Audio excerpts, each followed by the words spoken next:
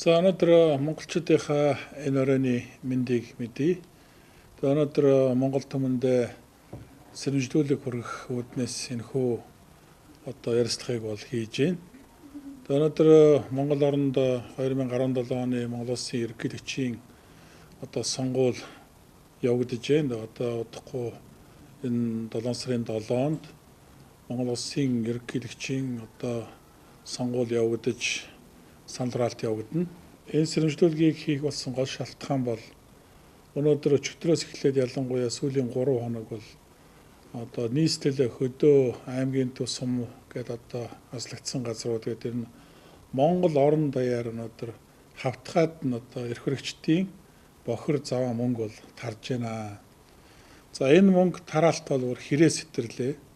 Өнөөдөр хамгийн гол юм энэ бохир заваа мөнгийг тараахтаа эрх хэрэгчид өөрийн намын гэмгүү шударга олон мянган гишүүдийг оролцуулж байна. Өнөөдөр төрийн албан хаагчдыг хэдэн мянгаар нь дайчилж оролцуулж байна. Өнөөдөр үндсэндээ төрийн эрх барих дээд байгууллага улсын их хурлд байгаа олонхын бүлгийн гишүүд хүртэл энэ хууль бус үйл ажиллагаанд олон арваараа оролцож байгаад бол үнэхээр миний хувьд сэтгэл эмзэглэж байгаамаа. Тэгээд хамгийн гол асуудал миний энд ярих гэдэг юм юу гэхээр өнөөдөр Монгол төрийн эрх мэдлийг ашиглан хууль бус хууль эргэцсэн ямар чадамжгүй тогтоох шийдвэрүүдийг гаргаж сонгогч олон түмний тарих толгойг угаах гэж оролдож байгаад бол үнэхээр эмзэглэж байгаамаа. Би энд зориуд 2-3 жишээг бас дурдъя гэж бодож байгаа. Нэгдүгürt хүүхдийн мөнгөний асуудал. Өнөөдөр хүүхдийн мөнгийг олгуулах ямар нэг ялгаргүйгээр бүх хүүхдэд олгох энэ зарчмын байр суурин дээр бол арч санаа байсан өмнө одоо ч байгаа цаашдаа ч энэ байр суурин дээр бол хатуу зогсголно. Бид үнэхээр эрх баригчид өнөөдөр хүүхдийн мөнгийг яг ялгаргүйгээр олгоод эхлэх юм бол хууль зөрчигдсөн ч хамаагүй бид бол төвчээртэй дуугүй хүлээцтэй хандж чаднаа. Яагаад гэвэл энэ хүүхдийн мөнгө бол Монголын ирээдүйд оруулж байгаа маш том, маш чухал хөрөнгө оруулалт юм аа. За тэгээ өнөөдөр хүүхдийн мөнгийг зөвхөн өчигдөр засгийн газрын хуралдаад нөгөө хүүхдийн мөнгийг олгохгүй 60% нь хасцсан байсан. Тэр шийдвэрээ өөрчлөөд бүх хүүхдэд олгохоор энэ шийдвэр гаргасан. За энэ нэг талаас харахад хэдийгээр сайхан шийдвэр мэт боловч нөгөө талдаа дахиад нөгөө Монголын ард түмнийг хуурах гэсэн тэр Монголын мянган тэр сая гаруй хүүхдийг хувь заяагаар тоглосон ийм шийдвэр болчих вэ гэдэг дээр бас бид санаа зовж байгаа. Өнөөдөр Монгол Улсын хууль батлах үндсэн зарчмууд бий. Энэ дотроо төсөвтэй холбоотой, төсвийн тодтолтой холбоотой ч байт юм. Ямар нэгэн төсөв орлого зарлагыг батлахдаа Монгол Улсын их хурл бол онцгой ач холбогдол өгч энэ асуудлыг авч хэлцдэг. Ердийн хуулийг бол хэлцэхдээ 3 удаагийн хэлэлцүүлэг хийж баталдаг бол төсвийн тодтол буюу төсөвтэй холбоотой хуулийг батлахдаа 4 удаагийн хэлэлцүүлэг хийж баталдаг. Энэгээр бол энэ төсөвтэй холбоотой хууль гэдэг бол онцгой хууль юм аа гэдгийг бол харуулж байгаа.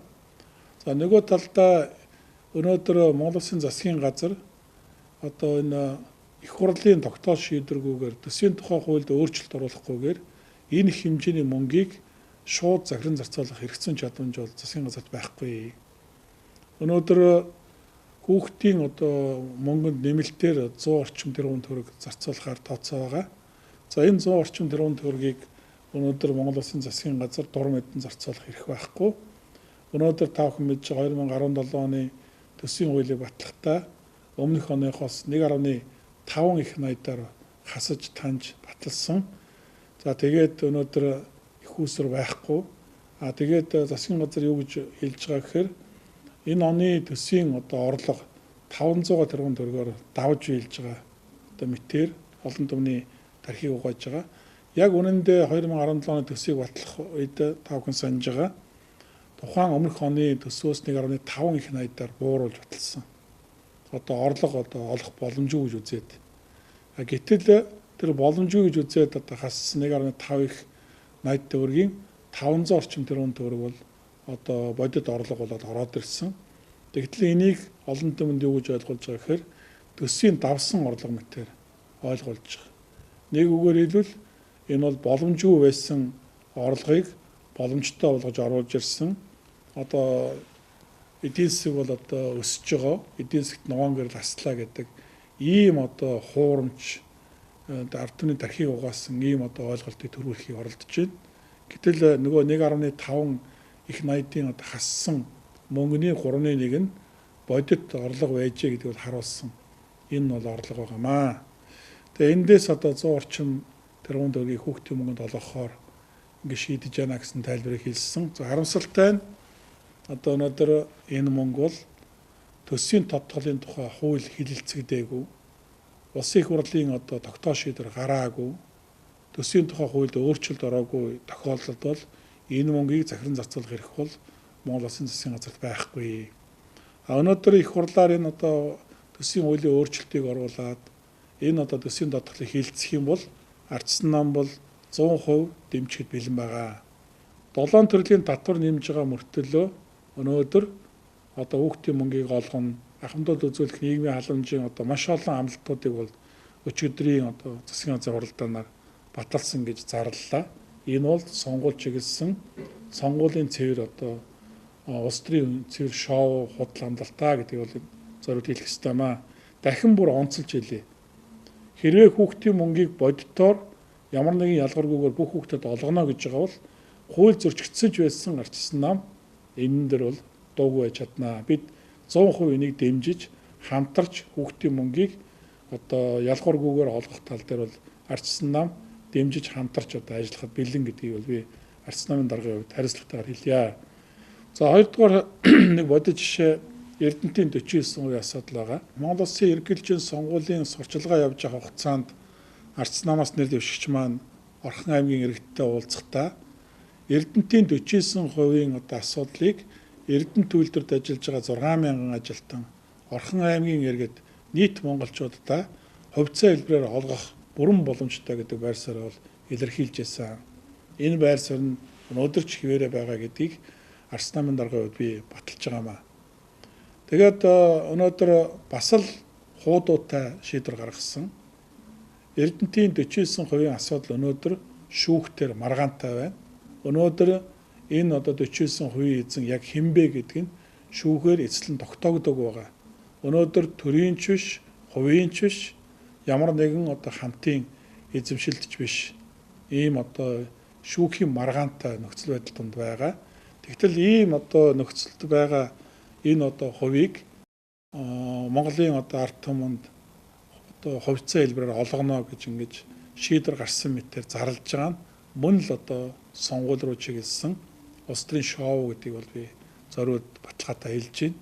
Яагаад гэвэл шүүхийн халдшгүй байдал талдаад шүүхэд ямар нэгэн хөндлөнгийн нөлөө үзүүлэхгүй байх тэр хуулийн үндсэн зарчмыг зөрчөөд өнөөдөр Монгол Улсын шүүхийн шийдвэр гарч чадаад хахад үл тоосон байдлаар энэ одоо 49%-ийг одоо ард түмэнд хувьцаа хэлбэрээр олгоно гэж одоо ямар ч хууль эрхцэн үндслэгүүгээр зарлж байгаа нь өөрөө л маш том одоо алдаа юм аа. Тэгээ мөн дахиад энд нэг зүйлийг нэмж хэлэхэд ардчсан нам өнөөдөр Эрдэнэтийн 49% төдийгүй 51% Эрдэнэт үйлдвэрийн одоо бүх хувийг 100% одоо олон нийтийн буюу ард түмний одоо мэдэлд хувьцаа хэлбэрээр шилжүүлэхийн төлөө ардчсан нам одоо ууггүй тэмцэж ажиллах болно гэдэг бол та бүхэнд хэлмээр байна. Бидний олон жилийн өмнө тэшүүлжсэн зорилтууд бий. Уул муурхай ашигт малтамлаас одоо олох ашигын орлогыг одоо иргэд эдээ хувьцаа хэлбэрээр олгоно гэдэг эрдэнийн хувь гэсэн бидний тэшүүлжсэн зорилго бий. Тэр зорилгын хүрээнд энэ асуудлыг шийднэ. Ер нь өнөөдөр Эрдэнэс 5 толгой, за мөн оюу толгой, Эрдэнэт гээд энэ бүх томоохон орд газруудын одоо ногдлыг бол нийт иргэдэд хувьцаа хэлбэрээр олох ёстой маа. Ингэж ээж баялагын тэгш хуваарлалт бий болно, ингэж ээж шудраг хуваарлалтууд явагдана гэж харж байгаа. Тэгээ эцэст нь дахиад нэг зүйлийг хэлье. Энэ бохир заваа мөнгө танд магадгүй өнөөдөр 50,000, 60,000, магадгүй 100,000 төгрөг өгсөн ч байсан та өнөөдөр сонголтоо өөрийнхөө хийгээрэй. Таны сонголтыг одоо мэддэг мэтээр дараа нь одоо хариуцлага тооцох мэтээр айлган сүрдүүлж байгаа тэр эрх баригчдын үг үйлдэлд битгий итгээрэй. Монгол Улсын сонгуулийн бүх шатны санал авах байрууд дээр дээд зэргийн нууцлалтай санал хураалт явагдана. Энд бол ямар нэгэн одоо сонгогчдын саналыг мэдэх ямар нэг хэн нэгэн хүнд харьцах тооцох тухай тэр боломжийг бүрдүүлэх боломж байхгүй. Тийм учраас өнөөдөр өөртөө итгэлтэй, төрдөө итгэлтэй энэ сонголтоо өөрийнхөөрөө хийгээрэй.